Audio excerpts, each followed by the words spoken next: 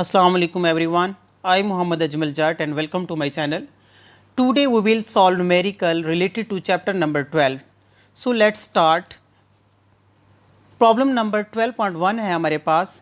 Compare magnitude of electrical and gravitational force exerted on an object mass is 10.0 gram, charge 20.0 microcoulomb by an identical object that is placed 10.0 centimeter from the first.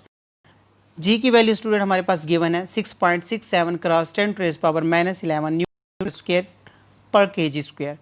Student हमारे पास जो statement है इसका मतलब क्या है, इसका मकसद क्या है. इसमें सबसे पहले जो है हमारे पास दो मैसेज हैं, ठीक है. उनके दरमियान दो मैसेज हैं जिनकी वैल्यू भी हमारे पास जो 10 ग्राम है सेम है. M1 है ये हमारे पास M2 है. और इनके दरमियान में जो स्टूडेंट फोर्स लग रही है वो ग्रेविटेशनल फोर्स लग रही है. एक बात हमें ये बताई गई है. दूसरी हमारे पास जो स्टेटमेंट गिवन है वो है कि हमारे पास दो चार्ज हैं, Q1 है, Q2 है. और इनकी जो इसके ऊपर जो कूलम चार्ज है वो है आपके पास 20 माइक्रो कूलम. तो इनके दरमियान में जो फोर्सेज है स्टूडेंट वो हमारे पास क्या होगी, Fe कूलम फोर्स होगी. और ये इसके दरमियान में जो फोर्सेज होगी वो ग्रेविटेशनल फोर्सेज होगी. इन दोनों के स्टूडेंट हमने रेशो फाइंड करनी है. ओके, तो हम देखते हैं हमारे पास जो सबसे पहला पॉइंट है. इसमें हमारे पास जो गिवन डेटा है वो क्या है. मैसेज का जो गिवन डेटा है student, mass M1 is equal to M2 which is given 10 gram. अगर हम इस ग्राम को जो इंटरनेशनल यूनिट में लेके आए स्टूडेंट तो हमारे पास बनता है 0.01 kg. ओके, जो चार्जेस गिवन है उनके बारे में जो हमारे पास डेटा है वो क्या है, Q1 is equal to Q2. दोनों का मैस इक्वल है इसलिए दोनों एक दूसरे के इक्वल होंगे.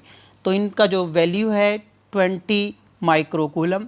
अगर स्टूडेंट ये माइक्रो को हमें ख़त्म करना होगा क्योंकि ये प्रीफिक्सेस हैं, ये इंटरनेशनल यूनिट में लेके आने के लिए ज़रूरी है.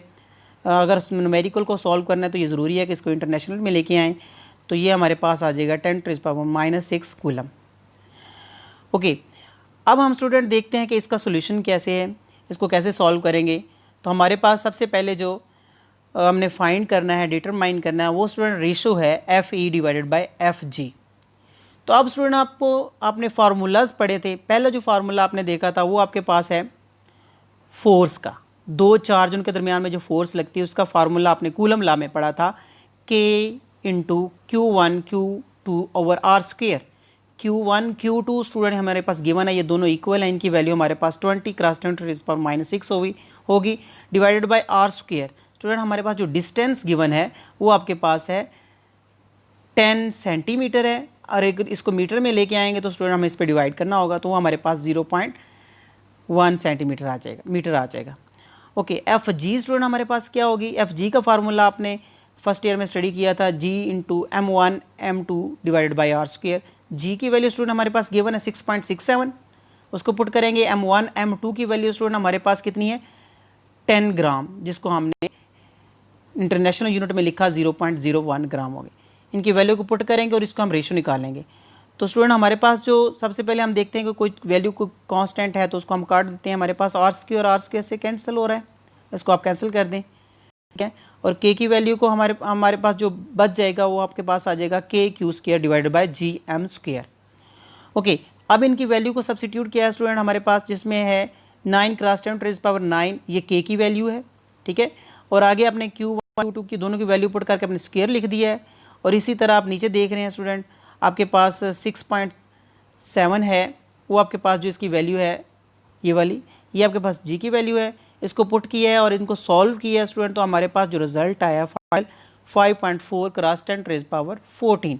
ये आपके पास रेशो आई है, ratio Coulomb force to gravitational force. इन दोनों की जो रेशो आपके पास 5.4 मल्टीप्लाई बाय 10⁻14. इनका स्टूडेंट यूनिट नहीं होगा क्योंकि न्यूटन बाय न्यूटन से कैंसिल हो जाएगा. ओके स्टूडेंट, ये था हमारा न्यूमेरिकल. अब हम नेक्स्ट देखेंगे इंशाल्लाह. Next, thank you so much.